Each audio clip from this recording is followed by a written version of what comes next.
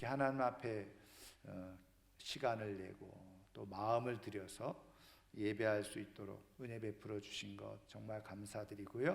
이 은혜 속에서 하나님 앞에 나온 여러분들에게 정말 주님의 크신 은혜와 축복이 가정과 자녀들에게 늘 넘쳐나기를 소원하고 축복합니다. 소원하고 축복합니다. 어느 목사님이 저에게 그 문자로 글을 하나 보내주셨어요. 그래서 그것이 감동이 되어져서 제가 이 시간에 여러분들에게 소개를 해드리려고 하는데요. 혹시 여기 계신 분들 가운데도 그런 그 문기를 또 보신 분들도 계시겠습니다만은 지금 코로나 바이러스로 이렇게 이제 어려움을 겪고 있는데 프랑스에서 93세가 되는 할아버지가 이 코로나 바이러스에 감염이 된 겁니다. 그래서 이제 병원에 입원하게 되어졌죠. 연세도 있고 상황이 긴급한지라 이제 이 산소 공급기, 호흡기를 이제 부착하게 된 겁니다. 그래서 24시간 동안 그렇게 이제 산소 공급을 받았어요. 빨리 조치가 취해서 그런지 어쨌든 이 할아버지가 잘 회복이 되게 됐습니다. 그래서 이제 건강한 몸이 되어졌는데 태어날 즈음에 이제 의사가 이제 그 명세서를 가지고 온 거예요. 그 치료 명세서를 가지고 왔어요. 그리고서 이렇게 이제 받아 보았는데 이 할아버지가 그 명세서를 한참을 바라보다가 눈물을 뚝뚝 흘리더라는 거죠. 그래서 이 의사가 깜짝 놀란 거예요. 왜냐하면 혹시 할아버지가 이 치료비가 많이 나와서 그런 건 아닌가 하면서 조금 더 염려를 한 거죠. 근데 그 치료비 항목 중에서 이제 산소를 공급한, 산소통을 이용하고 산소를 공급한 금액만 얼마로 적혀 있었느냐, 프랑스 돈으로 50만 프랑 이렇게 적혀져 있었다는 거죠. 그게 이제 한화로 우리나라 돈으로 환산을 하면 약 530만 원 정도 되는 거예요. 그러니까 이 굉장히 큰 금액이잖아요. 그러니까 이제 의사가 아니 이게 돈이 너무 많이 나와서 그러냐고 이제 그러면서 이제 이야기를 했더니 이 할아버지가 이렇게 이야기를 하더라는 거죠. 저는 지금 이 병원비가, 의료비가 많이 나와서 눈물을 흘리는 것이 아닙니다. 저는 이 돈을 충분히 지불할 수 있는 그런 돈을 가지고 있습니다. 그렇지만 이 시간 제가 이렇게 눈물을 흘리는 이유는 이 산소를 24시간 공급받고 사용한 금액이 자그마치 50만 프랑이나 되는데 저는 지난 93년 동안 하나님께서 내게 그렇게 엄청난 산소를 공급해 주셨음에도 불구하고 저는 하나님께 단 한 푼도 돈을 지불한 적이 없습니다. 저는 이미 93년 동안 하나님께 어마어마한 빚을 지고 있는 그런 사람이 되었습니다. 그렇게 이야기를 하면서 눈물을 흘리더라는 거죠. 이 의사도 이 할아버지가 하는 말을 가만히 듣고 나니까 그 말이 맞거든요. 그래서 함께 눈물을 흘리면서 또 위로하는 그런 시간을 가졌다는 거예요. 여러분, 은혜를 깨닫고 그 은혜 안에서 감사할 수 있는 사람이 온전한 사람이죠. 그런 사람이 바로 축복받은 사람인 거예요. 왜냐하면 감사하는 인생이요, 바로 행복한 인생이 될 수 있기 때문에 그렇습니다. 여러분, 나름대로 세상 가운데서도 이렇게 행복하게 산다라고 하는 사람들을 다 조사를 해보면 중요한 특징이 하나 있다고 그러죠. 그것이 뭡니까? 늘 감사하며 감사하는 마음을 가지고 인생을 살더라는 거예요. 행복하기 때문에 감사한 것이 아니라 감사의 마음을 갖고 감사의 고백을 하면서 살아가는 인생이 행복해진다는 거죠. 여러분, 우리 하나님은 오늘도 우리가 이 땅에서 하나님께서 영혼 가운데 허락해 주시는 그러한 삶 가운데 들어갈 때까지 이 땅에서 정말 우리에게 주어진 이 광야 같은 인생이지만 그 속에서도 정말 행복함을 누리며 살아가기를 원하시는 것이 바로 우리 하나님 아버지의 마음이요 뜻인 줄 믿습니다. 자, 그런데 하나님도 그런 마음을 가지고 있고 우리도 그런 인생이 되기를 원하죠. 그래서 말씀드린 것처럼 이거는 믿지 않는 사람들도 요즘은 감사하면 행복하다는 것을 알아요. 근데 이제 우리의 문제가 무엇이에요? 이게 감사하면 행복하다는 것을 아는데 우리는 실질적으로 감사가 잘 되지 않는다는 거죠. 그리고 감사를 말해도 그냥 영혼 없는 감사, 그런 것을 해요.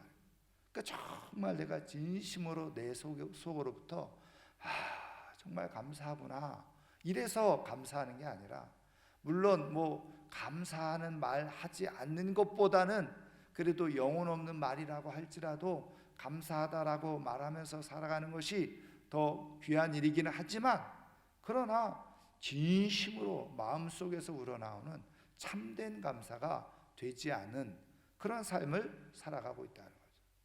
그러다 보니까 어떻게 해요? 우리가 꿈꾸고 또 하나님께서 우리에게 의도하시고 계획하셨던 행복과는 멀어지고 우리는 그냥 광야에서 허덕허덕거리면서 그렇게 의미 없는 인생을 그렇게 살아가게 되어진다는 겁니다. 자, 그러면 이렇게 알면서도 왜 감사가 되지 않느냐는 거죠. 왜 감사가 되지 않으며, 그리고 그러면 어떻게 우리가 정말 진심으로 감사함으로 인해서 하나님께서 우리에게 주시는 그런 행복한 복된 삶을 우리가 살아갈 수 있을까? 오늘 우리에게 주신 이 말씀을 통해서 우리 한번 그 이유를 또 해답을 찾아보기를 원하는데요. 자, 오늘 우리가 읽은 이 말씀은 예수님께서 광야에서 마귀에게 시험 받으시는 내용 중에 두 번째 시험이죠. 여러분, 이 똑같은 본문이 마태복음에도 기록되어져 있어요. 마태복음과 누가복음의 차이점 중에 하나는 뭐냐면 순서가 약간 바뀌었다는 거예요. 첫 번째 순서는 똑같은데 두 번째, 세 번째 그 시험의 순서가 마태복음하고는 바뀌어져 있어요. 그러나 그거는 별로 중요한 것은 아니에요. 근데 오늘 두 번째 이 누가복음에 기록되어 있는 두 번째 시험의 내용은 뭐예요? 예수님을 높은 곳으로 데리고 와서 천하 만국을 다 보여주면서 이 그 권위, 권세, 영광, 그것을 다 내가 너에게 줄 수 있다. 그런데 네가 이것을 얻으려면 어떻게 하라는 거예요? 마귀인 나에게 절하면 내가 이것을 너에게 주겠노라. 그런데 이제 우리가 잘 아는 것처럼 예수님은 또 그런 마귀의 그런 시험을 단번에 거절하고 그리고 거부하죠. 그리고 이기시는 것을 우리는 보게 되어집니다. 여러분, 여기에서 우리가 말씀드린 것처럼 마귀가 우리의 인생 광야에서 파놓은 함정을 우리가 발견할 수 있는데, 그것이 무엇입니까? 여러분, 말씀드린 것처럼 마귀는요 모든 것을 보여주면서 이 천하 만국을 내가 너에게 줄 수 있다, 그리고 이 주인은 바로 나다, 이렇게 말하고 있다는 거예요. 여러분, 여기에서 두 가지 중요한 함정을 우리가 발견하게 되어지는데, 하나는 뭐냐? 어쨌든 마귀는요, 우리가 성경을 통해서 우리에게 가르쳐주고 있는 마귀의 정체는 뭐냐? 마귀는 거짓의 아비예요. 아주 속이는데 능숙한 그런 영이죠. 그래서 그 마귀를 가지고 거짓의 영이다, 거짓의 아비다, 예수님께서 그렇게 말씀하십니다. 그러면 마귀가 우리의 광야, 인생 광야에 파놓은 함정이 뭐냐? 지금 이 마귀가 하는 이 말 속에 우리는 두 가지를 발견할 수 있는데, 하나는 뭐냐? 이 세상 모든 것에 대해서 이 마귀가 주인 행세를 하고 있다는 거예요. 이 모든 것이 누구 것이라고 그래요? 자기 것이라고 얘기하고 있다. 여러분, 지금 마귀는요, 지금도 영적인 존재로 끊임없이 우리들의 생각 속에 바로 이 모든 것이 자기 것, 마귀의 것이라고 그렇게 생각하면서 행세를 하고 있다는 거예요. 여러분, 이 세상 우주 만물은 누구의 것이에요? 하나님의 것이죠. 모든 것이 하나님의 것입니다. 하나님으로부터 왔어요. 이 모든 것의 주인은 바로 하나님이세요. 근데 마귀는요, 자기 것이라고 생각을 한다. 그리고 그 주인 행세를 하는 거예요. 자, 그 다음에 두 번째는 뭐냐면 같은 맥락인데요, 네가 이것을 얻으려면 누구에게 절을 해야 된다는 거예요? 마귀에게 절하면 그것을 내가 주겠다, 이렇게 말하는 거예요. 여러분, 일단은 앞서 말씀드린 것처럼 마귀의 것이 아니에요. 그걸 속이고 있는 거죠. 그리고 마귀의 것이 아니니 마귀는 줄 수도 없고 줄 능력도 안 되고 주지도 못합니다.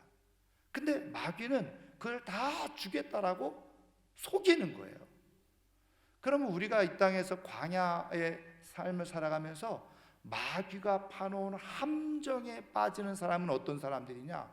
마귀가 이렇게 거짓말하는 것에 속아 넘어가는 거죠. 그래서 그 마귀에게 절하는 그런 모습을 갖게 되어지는. 그런데 여러분, 사람들이요, 이런 것을 이렇게 들으면서 그래, 근데 마귀한테 절하는 사람이 있을까? 이런 우리 생각을 해요. 그렇죠? 아니, 마귀가 진짜 내 앞에 나타나가지고 이거 다 줄 테니까 나한테 절해라, 이렇게 말하면 아무리 그래도 마귀한테 절할 사람은 없을 것 같은데 우리 이렇게 생각해요.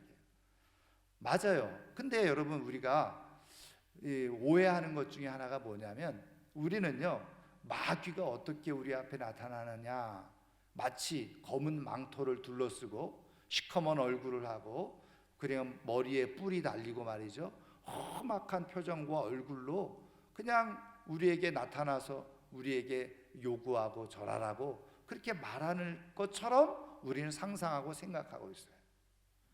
그러나 여러분, 절대로 그렇지 않다는 거예요. 마귀는 하나님과 같이, 천사와 같이 영적인 존재입니다. 그러니까 우리 눈으로 보여지는 존재가 아니에요. 그렇다고 한다면 여러분, 흔히 말하는 사람들이 나 귀신 봤어, 뭐 이렇게 얘기를 하잖아요. 여러분, 그것은 그 마귀가 속이는 영으로서 우리가 눈으로 보면 어떻게 해요? 금방 두려움을 느끼거든요.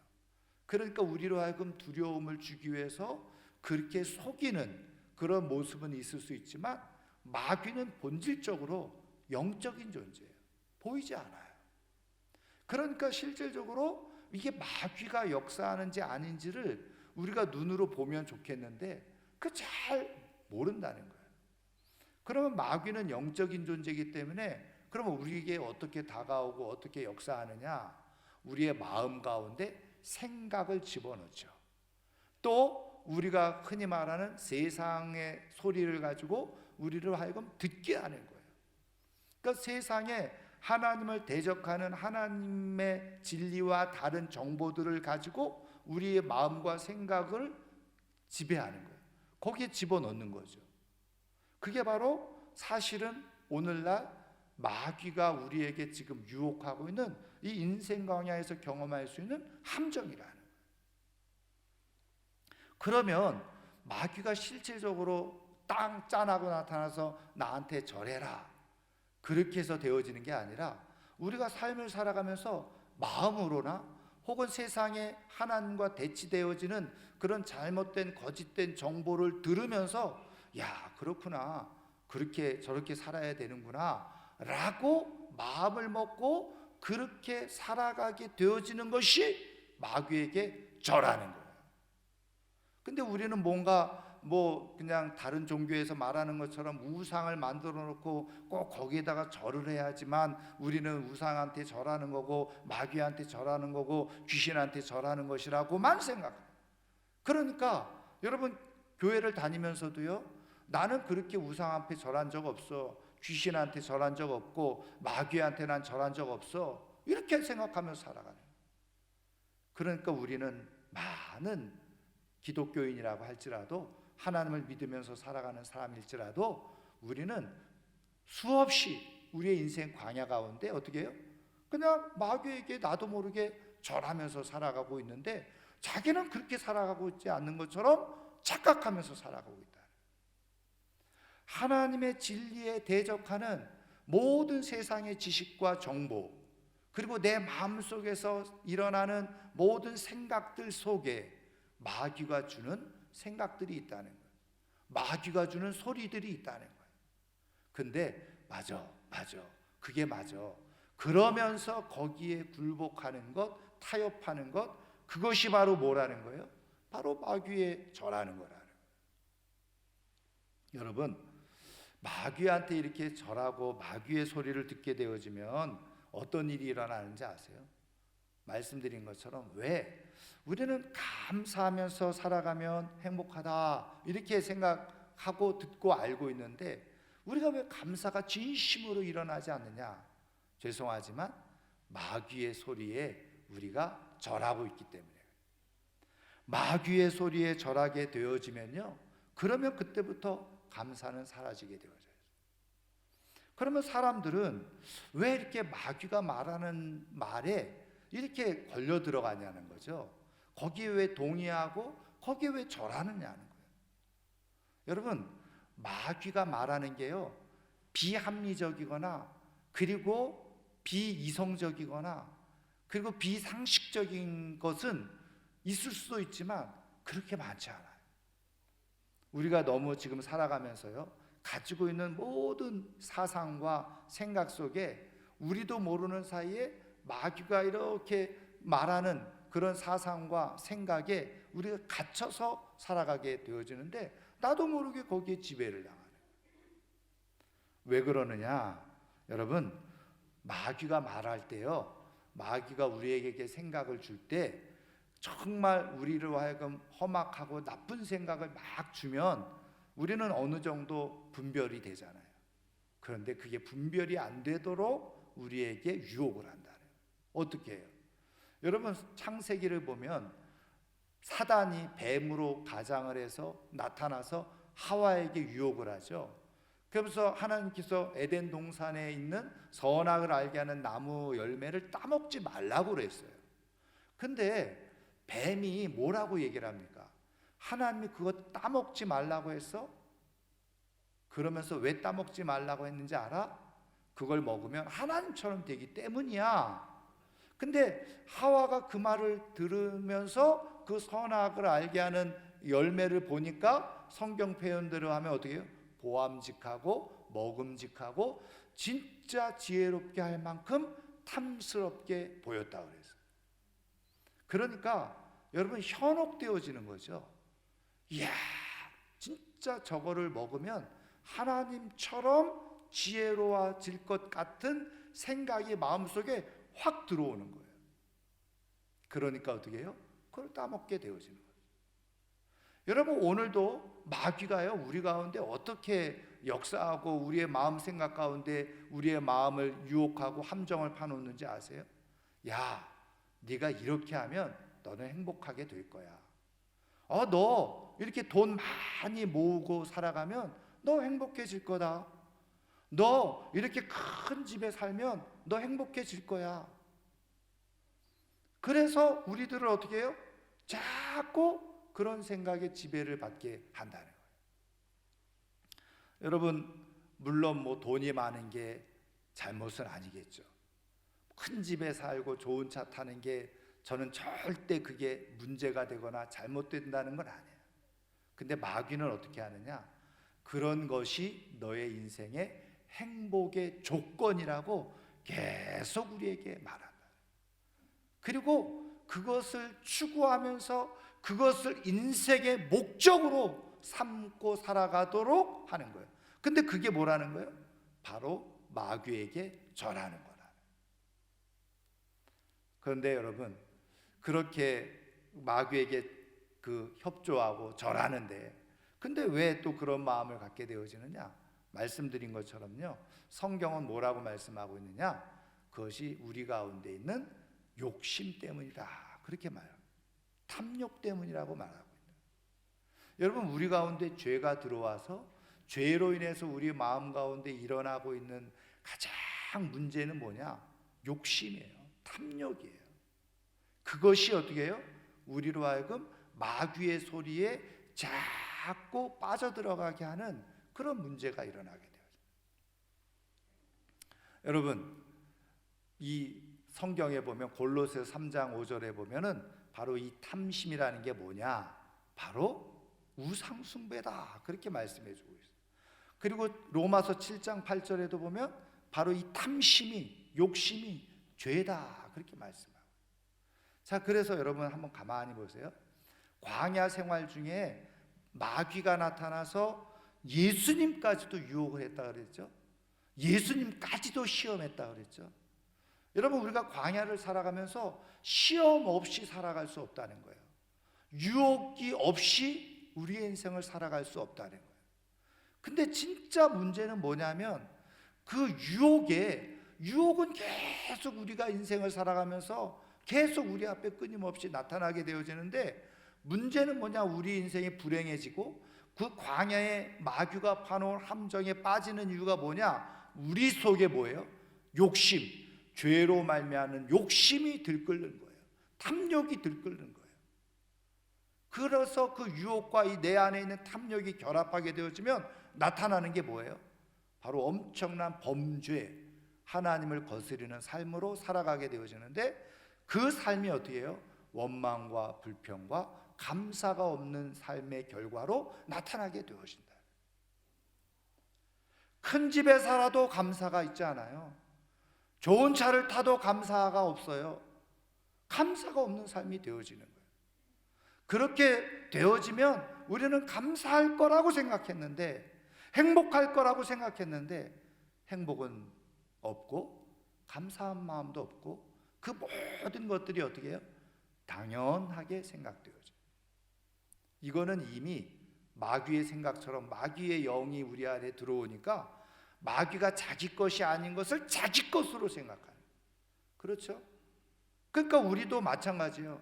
마귀에게 속아가지고 우리의 인생의 함정에 빠져있는 사람들에게 나타나는 중요한 특징이 뭐냐? 내 것이라고 생각하는 거예요. 이거 다 내 거야. 그런 사람들은 이미 마귀에게 절하고 살아가는 거예요. 이건 내 거기 때문에, 내 소유이기 때문에 내가 결정해서, 내가 판단해서, 내가 알아서 사용하고 살아갈 수 있는 거야. 그런 사람들은 절대로 감사가 없어요. 감사가 있을 수가 없어요. 감사가 되지 않아요. 왜? 이건 이미 내 건데, 내 마음대로 할 수 있는 건데 감사가 전혀 없죠. 이미 그 마귀가 파놓은 함정에 깊이 빠져 들어가고 있는 사람들의 삶. 근데 아세요? 그런 사람들이 희한하게 만족이 없고 감사가 없고 행복하지 않아요. 그게 문제인 거예요.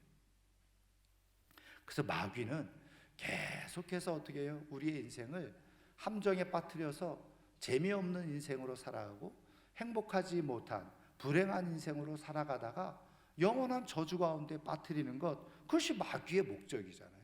마귀의 사명이잖아요. 마귀의 본질이에요. 근데 의외로 많은 사람들이 여기에 빠져들어간, 우리 속에 있는 죄악, 그것이 욕심으로 변질되어져서 자기 것이라고 생각하고 자기를 채우면서 끊임없이 삶을 살아가는, 그래서 감사가 되어져요. 여러분 한번 가만히 생각해 보세요. 내가 왜 오늘 감사하지 못하는가? 왜? 내게 주어진 것은 이미 다 당연한 거예요. 이미 이건 다 내 것이에요. 당연한 일이고 내 것이에요. 내 마음대로 할 수 있는 거예요. 그러니까 감사가 없는 거죠. 그래서 마귀의 종로로 타면서 인생을 살아가게 되어지는 것입니다. 결국은 불행에 빠지게 되어지는 것이죠. 자, 이랬을 때 우리 주님은 이 마귀의 함정을 잘 이기잖아요. 벗어나잖아요. 그러면 예수님이 말씀하시는 이 인생 광야의 마귀의 함정에 빠지지 않고 그 광야를 멋지게 그리고 지나갈 수 있는 그런 비밀이 뭐라는 거예요? 예수님이 가르쳐 주시죠. 예수님이 대답하여 이르시되 기록된 바 주 너의 하나님께 경배하고 다만 그를 섬기라, 그렇게 말씀해요. 여러분, 주님 하나님께만 경배하고 하나님만 섬기라, 여러분, 하나님께 경배한다는 게 뭐예요? 하나님께 무릎 꿇고 절한다는 거잖아요. 하나님을 예배하는 거예요. 그리고 하나님을 섬긴다는 것은 주님의 말씀을 따라 삶을 살아가는 거예요. 그러니까 여러분, 이 인생 광야 가운데 마귀의 그런 유혹하는 소리를 우리의 죄 속에서 그것을 같이 욕심으로 인해서 그냥 함께 협력해서 우리가 죄 가운데 타락한 인생으로 살아가는 것 아니고, 그것을 충분히 수많은 유혹을 넘어서서 살아갈 수 있는 비밀이 뭐냐? 내 마음 중심으로부터 하나님을 경배하면서 살아가는. 여러분, 하나님을 경배하며 살아간다는 것은 다른 말로 무슨 말이냐? 하나님께 예배하잖아요. 근데 하나님께 예배하는 데 있어서 예배의 중요한 본질이 뭐예요? 우리가 하나님 앞에 우리의 삶을 드리기도 하지만 그 예배를 통해서 하나님께서 우리에게 하시는 말씀을 듣는 자리잖아요. 결국은 하나님을 경배하며 살아라, 하나님을 섬기며 살아라 라고 하는 그 예수님의 말씀의 처방의 중요한 본질이 뭐냐? 수많은 마귀의 유혹의 소리가 있는데 그 소리 듣지 말고 오늘 우리의 인생을 위해서, 이 광야를 지나가는 우리의 인생을 위해서 주시는 하나님의 음성에 귀를 기울이고 살아라, 그렇게 말씀하고, 마귀의 음성에, 마귀의 소리에 귀를 기울이면 불행해질 수밖에 없고 감사는 사라질 수밖에 없어요. 그러나 하나님의 음성, 하나님께서 우리에게 주시는 말씀에 귀를 기울이며 삶을 살아가면요, 조금 불편할 수도 있고 조금 힘들 수도 있지만, 그러나 세상이 줄 수 없는 엄청난 마음의 기쁨과 평안, 감사를 가지고 삶을 살아가는 능력이 나타나게 되어진다. 그래서 여러분, 하나님께서 우리에게 주신 말씀 중에 하나가 뭐예요? 여러분, 데살로니가서에 기록되어져 있는 대로 항상 기뻐하라, 범사에 감사하라, 쉬지 말고 기도하라. 이것은 그리스도 예수 안에서 너희를 향한 하나님의 뜻이니라, 이렇게 말씀. 그러니까 그 말씀 속에서도 뭐래요? 보세요. 기뻐하라, 감사하라, 기도하라. 그 중에 중요한 말씀 중에 하나가 뭐라는 거예요? 감사하라 말씀하고 있는. 여러분, 그래서 하나님은 오늘도요, 우리에게 말씀해 주세요. 하나님을 경배하고 하나님을 섬기는 사람들에게 오늘도 이렇게 하나님 앞에 경배하러 나오고 예배하러 나올 때 하나님께서 우리 마음 가운데 주시는 하나님의 소리는 뭐냐? 야, 감사해, 감사해라, 이렇게 말씀하신다네. 여러분, 그런데 우리는 자꾸 우리의 인생을 돌아보면서 감사할 수 없을 것처럼 생각되어질 수 있어요. 그런데 아세요? 하나님은 범사에 감사하라, 모든 일에 감사하라는 거예요. 그 얘기는 뭐냐면 좋은 일이 있어도 당연히 감사하고, 내 생각대로 내 뜻대로 되어지지 않는 삶의 상황 속에서도 감사하고, 심지어는 내가 이해할 수 없는 일을 만나는 그런 상황 속에서도 일단은 먼저 감사해 봐라, 이렇게 말씀합니다. 여러분, 우리가 마음으로부터 하나님께서 주시는 말씀을 따라서 감사를 고백하고 감사를 선언하고 그리고 감사의 마음을 갖게 되어질 때, 그때 더 이상 마귀의 소리는 들리지 않아요. 마귀의 소리가 자꾸 우리 안에서 울려 퍼지고, 그리고 마귀의 소리에 우리가 지배를 받는 이유가 뭐냐? 여러분, 마귀는요, 합법적으로 어떤 사람에게 잘 찾아오는지 아세요? 마음속에 불만이 있고 불평이 있고 원망이 있는 사람을 찾아다녀요. 그거는 마귀의 주 양식입니다.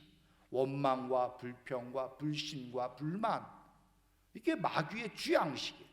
그러니까 내 마음속에 그런 것을 가득 채워놓으면요, 마귀는 손쉽게 내 안에 들어와서 그것을 양식 삼고 내 안에 그냥 또아리를 들고 주저앉아요. 그냥 마귀의 소리. 여러분, 이단들 아시죠? 뭐 신천지를 비롯해서 이단들이 주로 주 타켓 어떤 사람이라고 들었어요? 쉽지요. 지금 자기가 다니는 교회 신앙생활에 불만이 있는 사람이 첫 번째 타켓이에요.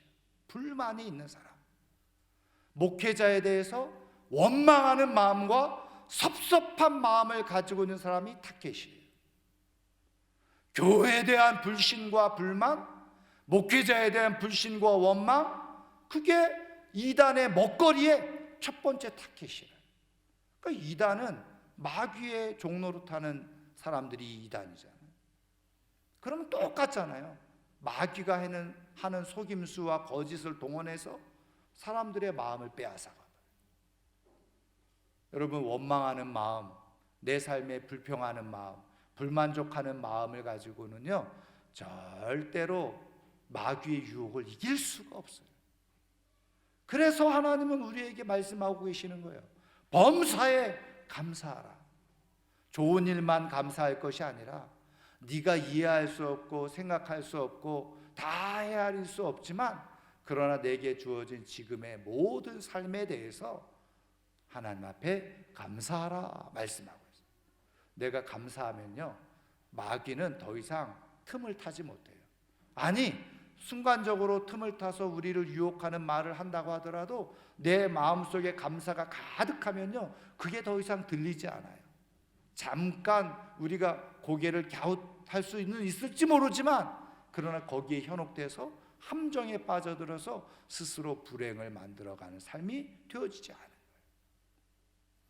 오늘 하나님께서 우리에게 말씀 주시는 그대로 하나님을 경배하는 삶이 되어져서 그 경배하는 가운데 하나님께서 우리에게 주시는 이 감사의 마음을 가지고 감사의 고백을 선언하고 선포하고 그리고 감사의 마음을 증언하는 삶을 통해서 마귀가 파놓은 함정을 다 넘어서서 그것을 뛰어넘어서 정말 하나님께서 이 광야를 아름답게 살아갈 수 있는 하나님의 사람들 되기를 주님의 이름으로 축원합니다. 감사하는 인생이 함정을 넘어설 수 있어요. 감사하는 삶이 함정을 벗어날 수 있고 함정에 빠지지 않을 수가 있어요. 감사하는 삶은 그래서 불행을 넘어서서 행복한 삶으로 살아가는 역사가 일어나게 되어지는 거예요. 여러분, 그래서 하나님은 우리의 연약함을 너무 잘 아세요. 그래서 일부러요, 감사하는 절기도 따로 정해놓으시고 우리가 잊고 살아갈까 봐. 그래서 이런 시간을 통해서 우리에게 다시 한번 감사의 마음을 회복하고 감사를 고백하고 감사하며 살아갈 수 있도록 우리에게 은혜를 베푸십니다. 어떤 사람들은, 믿음 없는 사람들, 하나님의 뜻을 깨닫지 못한 사람들은 야, 이건 뭐 교회가 뭐 헌금 받기 위해서 이런 절기를 만들어서 이렇게 헌금 한번 조금 걷나 보다. 여러분, 이렇게 생각하는 사람은 이미 마귀의 지배 아래에 있는 사람. 그런데 어떤 사람이요? 하나님을 진심으로 경배하는 사람, 하나님을 진심으로 섬기는 사람은 하나님께서 이렇게 절기를 정해놓으시고 감사하게 하시는 그 이유와 마음과 뜻을 헤아리는 거죠. 그래서 어떻게 해요? 아, 내가 그동안 감사를 좀 잊고 살았는데 감사함으로 내가 행복하게 삶을 살아가도록 이렇게 말씀하시는구나. 그리고 진짜 이런 절기를 만날 때일수록 어떻게 해요? 돌아보면서 감사의 마음을 갖네요. 저는 오늘 마귀의 함정에 빠져서 원망과 불평과 탐욕으로 그렇게 인생을 살아가다가 모든 것이 자기 것이냐 그렇게 착각하며 살다가 불행 가운데 빠져들어가는 그런 인생이 아니라 하나님께서 주시는 은혜를 따라서 이 모든 것이 다 하나님의 것이고 하나님으로부터 주어졌습니다. 그러면서 감사의 마음을 갖고 우리의 인생을 살아서 그 결과 하나님께서 주시고자 하는 대로 행복을 누리면서 이 험한 광야를 멋지게 지나갈 수 있는 하나님의 사람들이 다 될 수 있기를 주님의 이름으로 축원합니다. 이제 말씀을 제가 마치려고 하는데요. 여러분, 그 19세기 프랑스의 세계적인 화가가 있어요. 장 프랑스와 밀레. 제가 이제 여러분 뭐 밀레 그러면 뭐 그림 여러분 많이 아실 거예요. 제가 그래서 화면에 예전에도 한번 보여드렸습니다만은 밀레라는 화가가 어떤 그림을 그렸는지 화면으로 한번 보실 거예요. 자, 그런데 이 밀레 이게 뭔지 아시죠? 만종이라는 그림이죠. 해가 질 무렵에 두 농부 부부가 하나님 앞에 감사하는, 저 발밑에 뭐가 있는지 아세요? 발밑에 저기 감자를 조금 한 바구니 수확한 것 같아요. 그거를 놓고 지금 하나님 앞에 감사하는데, 저는 감자같이 보이는데 어떤 사람은 또 애기라고 말하기도 하고 뭐 등등등등 하는데, 어쨌든 저거는 다 지금 감사의 기도를 드리고 있는 만종이라고 하는 그림이잖아요. 그 다음에 또 뭐 이삭 줍는 여인들, 뭐 이런 그림들이 있어요. 제가 대표적인 작품 두 가지만 이렇게 보여드린 거예요. 근데요, 밀레가 처음부터 이렇게 세계적인 화가가 됐던 건 아니에요. 그 당시에 19세기 초중 무렵에 화풍은 뭐냐면, 뭐 이 그림들이 주로 귀족들이 샀을 거 아니에요. 근데 그 당시의 그림은 대부분 자연 풍경이었습니다. 자연 풍경을 보고 그것을 가지고 이제 귀족들이 그림을 산 거예요. 근데 밀레는 이런 멋진 자연 풍경을 그린 게 아니에요. 저렇게 농사 짓는 모습을 주로 그렸어요. 농부들을 그렸어요.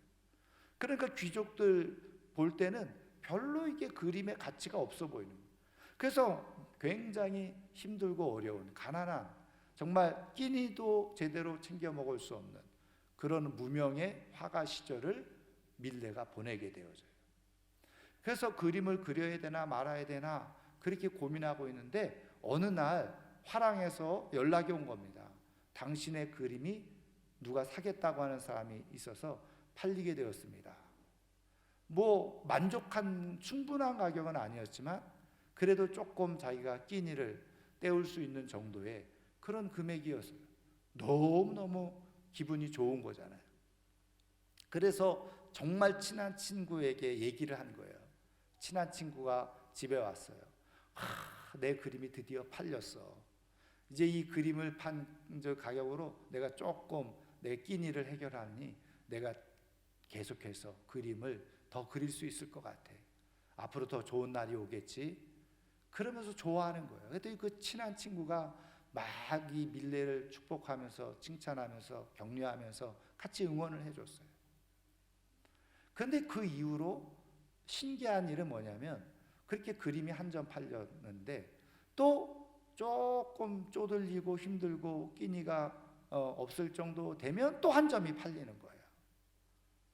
그렇게 그 일이 몇 번 반복되어지면서 그림이 팔려지기 시작하고 알려지기 시작하면서 그가 이제 뭐 상도 받게 되어지고, 그리고 뭐 나라에서 훈장도 받게 되어지는, 쉽게 얘기하면 유명한 화가가 대가가 된 거예요. 근데 본인이 이제 그렇게 유명한 화가가 되어지고 나서 이제 마음에 이제 여유가 생겼어요. 그래서 주변을 돌아볼 마음이 생긴 거예요. 그러면서 가만히 생각해 보니까 그동안 친구가 자기를 위해서 많이 격려하고 찾아와주고 위로해 주었는데, 그 친구가 갑자기 생각이 난 거예요. 떠오른 거예요. 그래서 얘기도 안 하고 잔뜩 선물 보따리를 사가지고 그 친구의 집을 방문하게 되어졌어요. 그리고 그 친구의 집을 방문했는데, 이 밀레가 찾아오니까 이 친구가, 왜냐면 몇 년 동안 한 번도 자기 집에 발걸음을 안 하던 친구였는데 찾아오고서 보니까 깜짝 놀란 거죠. 당황을 하는 거예요. 근데 그 집에 들어가면서 밀레가 깜짝 놀라게 된 거예요. 가서 보니까 그 거실 안에 자기가 무명 시절에 팔렸던 모든 그림들이 그 거실 안에 쫙 걸려 있었던 거예요. 그러니까 이 친구가 힘들 때마다 한 점씩 한 점씩 샀던 거죠. 어떻게 된 건지를 물었어요. 그때 이 친구가 이렇게 대답을 하더라는 거죠. 물론 내가 자네에게 직접 돈을 건네줄 수도 있었어. 그러면 자네는 그 돈을 받고 굉장히 자존심을 상해할 수도 있었을 거야. 그리고 더 이상 그림에 대한 그런 기쁨을 갖고 감사를 갖지 못하고, 그렇게 자네는 아마 그림을 계속하지 못했을지도 몰라. 자네의 자존심도 상하지 않고 자네가 그리고 싶은 그림을 계속해서 마음껏 그릴 수 있도록 하는 방법으로 하나님께서 나에게 이런 지혜를 주신 것 같네. 그래서 두 친구가 부둥켜 안고 또 감사하면서 그렇게 울면서 서로를 그렇게 격려하는 그런 시간을 가졌다는 거예요. 여러분, 이 시간 제가 왜 이 말씀을 드리는 줄 아세요? 밀레는 자기 친구가 자기 그림을 사는지 새카맣게 모르고 누군가가 그저 자기의 그림을 사고 있을 거라고 생각하면서 살았죠. 그게 자기의 인생을 유지하는 비밀이었고 그림을 계속 그릴 수 있는 그런 힘이었었잖아요. 그런데 그 친구는 알지 못하게, 보이지 않게 이 친구를 뒤에서 다 돋보 있었다.